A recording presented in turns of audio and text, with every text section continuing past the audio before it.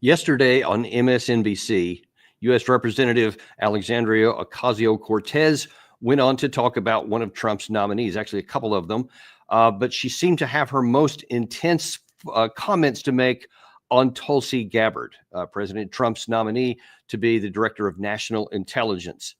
Now, as you know from things we've been talking about on this channel, there's maybe no more qualified person for the nomination that's been any of the ones that have been announced so far than Tulsi Gabbard. It is just astounding to me to see the level of vitriol that has been coming out against her. Now, first of all, I didn't think much about it because, I mean, that's just the standard case. I mean, if the party that's out of power, the party that lost an election, is not going to like the other party, and they'll be looking for anything they can to nitpick and to say this or that is bad or somebody else is more qualified, et cetera. That's normal, and that's fine. That's part of a free and open democratic society. We have freedom of speech. You can share your mind. But when it turns into outright either intentional lies or willful distortion or character assassination, then we have crossed a line. And that's exactly what happened with AOC yesterday. The things that she said about Tulsi Gabbard were so far removed from what actually is the case, one has to assume, or presume at least, that she intended to trash the character of Tulsi Gabbard. Watch this. And we haven't even gotten to Tulsi Gabbard potentially having access to national security information. And Russia loves it, loves her. And I actually think almost more than Matt Gaetz, Tulsi Gabbard's appointment is devastating. And Tulsi Gabbard's nomination, as much as she says that she's an anti-war person, she's not. Yeah. She supports very pro-war individuals, including abroad. In Syria. And let's be very clear, a Tulsi Gabbard nomination is a pro-war nomination globally. Point blank, period. As is that is just, I mean, that is so far from reality. Look, you can say, hey, I don't think she's qualified for this or that, or I think that her view on this thing here calls into question, and then tell what it is. But what you can't do is just wantonly say she is full stop a pro-war candidate when everything in her history, everything that she has published, everything that she has said screams the opposite. So if you want to attack somebody, then at least be accurate in what they stand for. But look, we got to look a little bit beneath the surface here. Why do you suppose that somebody from the Democratic Party would be out to get Tulsi Gabbard? Listen, she was a leading early candidate for the 2020 Democratic nominee for president. And she was attacked from the beginning. For those who may not know, she was a Democratic member of Congress for quite a number of sessions.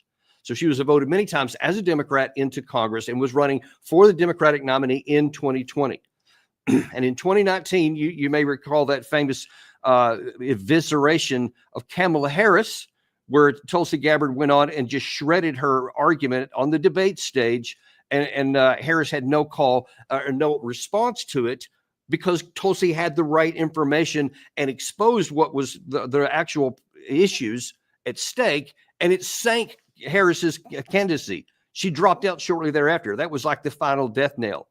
And that is not going to endow her well. But look, even before that, the Democratic Party was against her because she is against stupid wars. Now, she's not a peacenik. She's in the U.S. military. She is a serving lieutenant colonel in the U.S. Army Reserve. She is deployed into combat zones. So you are not going to question anybody's, especially a brother or sister of mine who wears a uniform and has gone to combat zones to defend our country. And you're not going to impugn her character or anybody else's character for that matter, who has done what you have not, what others have not, and want to cast stones at somebody who has served honorably and is still serving. So I'm not going to let this pass undiscussed. But see, what even happened among the Democrats, to get back to maybe some of the motivation with what AOC may be having here, is that especially Hillary Clinton turned against her very quickly, because Gabbard was against war. She was against the stupid wars that we were fighting. One of the things you may saw in that clip there was referred to Syria and Assad. That was one of the biggest points of agitation, because as a member of Congress in 2017, Tulsi Gabbard had gone to Syria and had the audacity to actually talk to Bashar al-Assad. Now, to put things in context, at the time, the Obama administration had been funding what they called pro-democracy rebel groups. But we now know, because it has now been chronicled authoritatively, that we were just, the DOD was funding some rebel groups, CIA was funding other rebel groups. They end up fighting each other. They end up fighting everybody, because any of these groups did was just take American weapons and money and accomplished absolutely nothing. Tulsi Gabbard took it upon herself to go and say, let's see if we can find some kind of basis with which we can end these conflicts. And in fact, I'm going to show you a comment here in a minute that she made 2 years after that fact. But all of this was leading into it. So the Democratic Party was upset. They didn't want to have peace with Syria. They didn't want to end that war. They just wanted to fund a regime change war to turn Assad out. So they were upset because Gabbard's trying to find a way to end the conflict. They didn't want it, so they shunned her. They undercut her at every point. I will never forget, and I think it was early 2019 when she had, shortly after Tulsi had announced her candidacy for president, that she went on MSNBC. And of course, I'm thinking, well, MSNBC is a Democratic-friendly place, so they'll be really friendly to her. They'll just be throwing out softball questions or just letting her say whatever she wants, like is typically the case. But instead, I remember they were really hostile towards her. Almost as though she were a Republican that was coming in and they were trying to knock her down. And I was curious at the time why that would have been. But now we know, because the Democratic Party submarined her at every point to make sure she didn't get the nomination, because she was an independent thinker. She's not someone that can be controlled. And listen, she's even taken some positions in 2019, for example, on Qasem Soleimani, she said, I'm not sure that President Trump made the right decision at that time. She's willing to do the right thing, which is why she's perfect for the job that she's been given. Because what you desperately need, especially with somebody who's dealing with intelligence, is somebody who's going to coalesce all the sources that we have and then give the right information to the President of the United States, so that if he has to make war and peace decisions, he has accurate information. And desperately need somebody at those highest levels that is not just going to be a sycophant, that is not just going to be saying, here, I'll just let you hear whatever you want to hear, and I'll tell you whatever's popular, because then you could lead somebody into making disastrous decisions, especially if they think this is the right information. Tulsi Gabbard won't do that, because she has integrity and she has a track record of being right on a lot of the key issues here. But so that's AOC. That's some of her motivation there. And you see, there was not one shred of actual evidence. There wasn't even an argument other than just a categorical defamation of character. Oh, she's pro-war. Everything she said. That's so absurd. That's ridiculous on the surface of it. And it's insulting. But it's not the end of it. It's not the only one. There's another one out there by a former op-ed writer for the New York Times and the Wall Street Journal, Bari Weiss. Now, she went on the Joe Rogan podcast recently after this announcement was made, and she too had some really negative things to say about Tulsi. Kirsten Gillibrand. Oh, monstrous. Monstrous? Ideas. Well, when she was 22, she had... No, she's an Assad toady. What does that mean? She is What's a toady? I think that I used that word correctly. Jamie, can you check what toady means? Like toeing the line? Is that what it means? No, I think it's like a... Toadie. What does that mean? I think it means what I think it means. Toady. Definition of toadies. A person who sycophant, flatters or defers to others for self-serving reasons. A sycophant. So she's an Assad sycophant. Is that what you're saying? Yeah, that's known about her. Like, what did she say that we have to look. her? I don't remember the details. We probably should say that before we say that about her. We should probably read it rather. Well, I have read it. No, I mean, we should now. Oh, yeah. Okay. Just so we know what she said. Look up I've had her Tulsi on Gabbard. Here before. Look and up I really enjoyed talking to her. I like her a lot. Are you serious? Yeah, I like talking to her. Okay. I like talking to her. I don't know about... I think she's like the motherlode of bad ideas. Whoa. I'm pretty positive about that, especially on Assad, but maybe I'm wrong. Okay. Sorry, I mislabeled it. That was from 2019. That wasn't from the recent time here. But you see, these things have existed for a long time. This incredible, I don't know. In her case, it may not be disinformation. It may be misinformation. I'll give her the benefit of the doubt. Maybe she doesn't know, but you see the pernicious effect here. Now, that was in 2019 at the same time that Tulsi Gabbard was running for president, and you had the Democratic Party trashing her left and right. Now, here's this person who is a reporter or an op-ed writer repeating it. But then you saw at the end, she didn't even know. She wasn't even sure what was happening. She says, oh, yeah, everybody knows it. And to his credit, Rogan says, well, I've had her on and she has some pretty good ideas, but you probably figure out what it is that you're complaining about before we say anything bad about her. And then she admitted that, well, everybody knows it. Well, what is it? Yeah, I don't know. Maybe I'm wrong. The only way you would say that is if you have no idea. Because if you knew the information, you would have immediately countered it with, well, here's what I say, because she did X, Y, and Z, or she said A, B, and C, et cetera. And she said none of those things. And that just seems to be consistent with what's going on. But listen, since she brought up the issue again of Assad, let me just kind of bring you up. In 2017, she did go to visit Assad.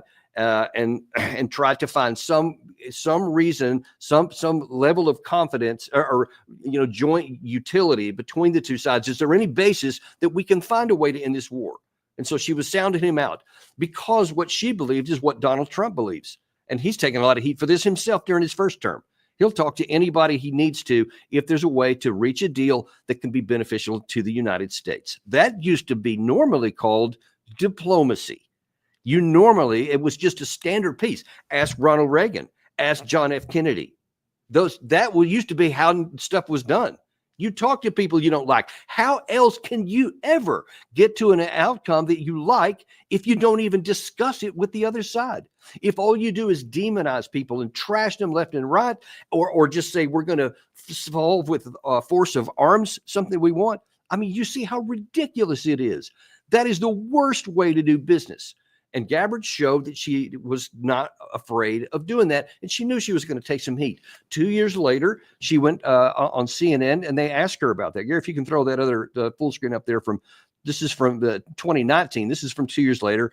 And according to the article, Gabbard met with Assad in Syria 2 years ago, saying that at the time she, quote, felt it was important that if we profess to truly care about the Syrian people, about their suffering, then we've got to be able to meet with anyone that we need to be in there is a possibility that we can achieve peace.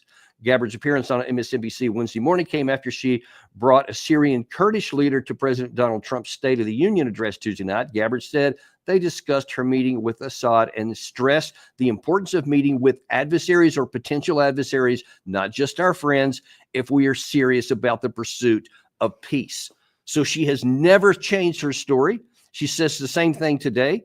I full disclosure, I know Tulsi Gabbard. I've talked to her and I asked her about some of these things. We've met, and it's one of the first things I asked her about, and she explained it. And of course, when I hear it in context, it's like that makes more sense than anything. Where is the political courage for other people to follow that example? But unfortunately, we don't. So you can see that now that was 2019. So that's the same year that this person is making Bari Weiss is making the toady comment that she's a sycophant for Assad, when the information is out there. Now, if you want to say, here's what Tulsi said, but I think she's wrong because of this, that's fair. That's fair, as long as you have any kind of rational argument, but no rational argument is being made. And now then, since she has been nominated for the Director of National Intelligence, you have another quarter here. Now, this is not the Democrats. It's one thing if it's the Democrats, you can kind of understand because she left the Democratic Party. She became a Republican and has now been nominated in a Republican administration. But there are also other elements that don't like her, namely John Bolton. Now, we've had him on the quotes of him on the show many times, so you know that there's not a bigger warmonger in America. And he is saying that she is the worst nominee in the history of the United States, possibly other than Gates. No, we'll talk about that another day. But he has particular animosity for Tulsi Gabbard and says she should be the subject of an FBI investigation. Well, now, why do you suppose that might be? because, as I just put up there, he knows that she is for talking and for diplomacy and solving problems without the use of force. He doesn't want that. He only wants the use of force. Have you ever heard John Bolton say anything about, well, before we talk about going to conflict here, we need to meet together diplomatically and see if we can find a solution we can both live with? I mean, never. That's the mentality of these pro-war folks, these pro-war hawks, which were voted out. That's one of the reasons why Trump won, because he's run on a platform that says no more stupid wars. And now he's hiring somebody aligned with that view. That's exactly what we're supposed to have. And so when you see people like Bolton, who are making these kind of comments, understand what's going on. They are trying to sabotage her because they don't want a diplomatic person in the job.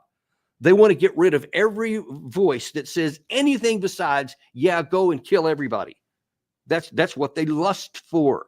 That's what they live for. And that is dangerous for America. That kind of activity is dangerous for America, and it's something that we need to fight altogether. And listen, I mentioned earlier in this, one of the reasons why the Democrats are afraid of her, because Tulsi will speak her mind, and she is very articulate at doing, like she did at this debate in 2019. Now, Senator Harris says she's proud of her record as a prosecutor and that she'll be a prosecutor president, but I'm deeply concerned about this record. There are too many examples to cite, but she put over 1,500 people in jail for marijuana violations and then laughed about it when she was asked if she ever smoked marijuana. She blocked evidence. She blocked evidence that would have freed an innocent man from death row until the courts forced her to do so. She kept people in prison beyond their sentences to use them as cheap labor for the state of California. And she fought to keep cash bail system in place that impacts poor people in the worst kind of way. Thank you, Congresswoman. Senator Harris, your response? That's good, Gary. We can pull that from there. Attorney General of California. Isn't that the kind of person that you want in office? Isn't it the kind of person that you say, hey, listen, I'm going to tell you the truth, whatever it is, so that you can make good decisions? And she has the courage, and she has the ability to very articulately convey her views, and she is unafraid of anyone. Whether it's the Democratic Party, whether it was the former or the last Democratic leader in 2016, Hillary Clinton, she's not afraid of anybody. She's not afraid of telling the truth. And we so desperately need a lot more people like that in office. I mean, you know, that's the coin of the realm here at the Daniel Davis Deep Dive, is what is true. Not what does anybody say, what do they think, not what does anybody prefer, but what is the truth? Good or bad, what is the truth? And we have always said that we are unafraid and unintimidated to bring that to you. And that's and that's just me on a little show. But when you're talking about Tulsi Gabbard, one of the highest positions of the most important, the coalition of the best of our intelligence communities, so that the president has the best advice anytime he needs it. That's the kind of person we want up there. So in the next time you hear anybody else trashing about Tulsi Gabbard, you need to understand why there are forces arrayed against her and be thankful that Trump put her into this position here. So we're going to continue to watch this, and we'll stay abreast of it as things continue to develop. But I know that Tulsi has a pretty thick skin and a pretty tough backbone, and she'll be weathering this pretty fine there. And it'll be great for the country once she gets into this position. Thank you very much for joining us today. I will see you next week. I'm actually heading off. I wasn't even going to do a show today, but when Gary showed me this comment from AOC last night, I had to jump on because my son's getting married this weekend, and I'll be leaving almost right after this show here to get ready for that. So I will see you next week on Daniel Davis Deep Dive.